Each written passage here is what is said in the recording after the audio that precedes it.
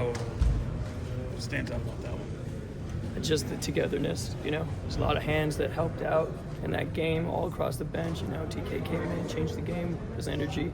I thought everybody across the board, including the bench, even the guys who didn't play, we just felt very connected in that first game, and that was what my goal was in this short training camp. How much was that maybe a pleasant sight, being that it was the first one? Yeah, no, it was definitely a pleasant sight getting the first one, but the winning is a byproduct of all the processes that they went through in the last 4 days. And I'm just happy that they got the right outcome that they want. And the guys played hard. What are your thoughts on Max? He really seemed to be a connector out there for the guys, and obviously kind of went on a little run of his own right there at the beginning. Yeah, no, Max plays so hard, but he's so smart, and he can play everywhere on the floor. So there's just he's kind of limitless in his potential, and he can affect the game in so many ways with his energy and effort, but then also his skill. And I really enjoyed watching him today. I saw it today. How much did he just kind of get you guys going early? Max? Yeah. Yeah, no, he really helped us early, just getting some offensive rebounds, even some sprays and doing all the little things.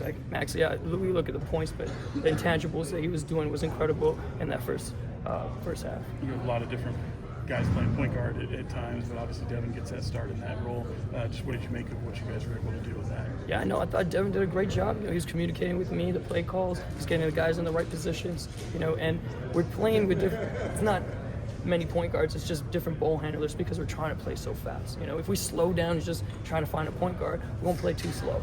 I want to defend and I want to run. And then when we have a set play, Devin's going to orchestrate it, and he did a great job today. I know you haven't looked at film, but what's going to stand out in your mind when you go back and look at what to work on? What to work on? Yeah. Yeah, I just think we stay away from the ISO ball. I think we had a little possession where we were sharing the ball and stuff, and then it got a little ISO based. Probably that, and then defensively, I just in the half court, I want to touch ball, and that's why it got a little loose a little bit. It's we got to get up into their bodies.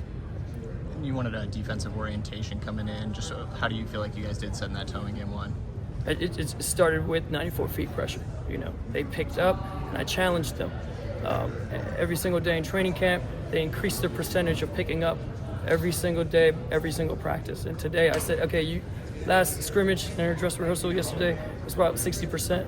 I challenged them to do it 80% of the time, and we chart that. We have a coach at the back, Marty Wilson, charting it, and so they went 82% today of picking up, and that affects the game. It makes it a little difficult to get to your spots. All the catches are out, and then it makes it harder to run your offense.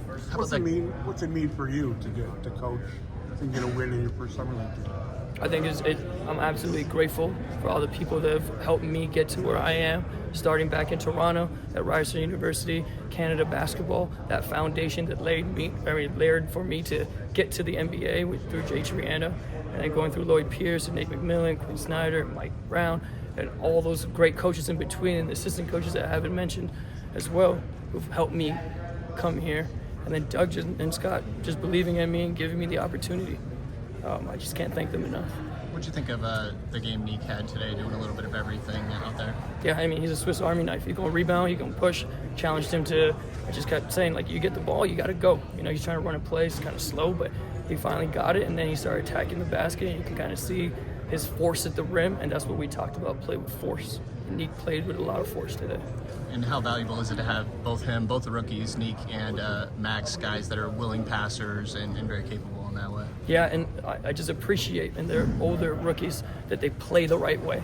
And that's going to be huge when they transfer into the big team. Just keep playing the right way, make the right play. Whether the shot goes in or not, the right play is always the one to make. Going back to that question earlier, because it was your first one too, were there jitters on your end? A little bit. That's why I had the dress rehearsal. I had more jitters in the dress rehearsal than I did today, to be honest with you. I felt comfortable out there, and I just have a great bench. And a lot of them have a lot of experience with Will and Jimmy and Dane, and then behind the bench, even GA, and then behind the bench I got my guest coaches who have immense experience with Jason Mexia and Patrick Tatum, who does a lot of national team camps, and Wilson and Marty Wilson. So just having that there just really helps me and gives me the confidence. Coach, you said you were sending a message throughout the game to Nique. Was that message received like at halftime, and do you think it responded well to what you were telling me? Sorry, what message? Nique, you said you want to be aggressive and play Yes, the right way. yes. So did that happen like at halftime? Yeah. Told him at halftime. I just thought he was bringing up the ball and trying to get into a set. And I said, hey, you get the rebound, just go. Push it until they stop you. And they make the right play. And I thought he did that in the second half. And they didn't even stop him sometimes, and he got to the free throw line.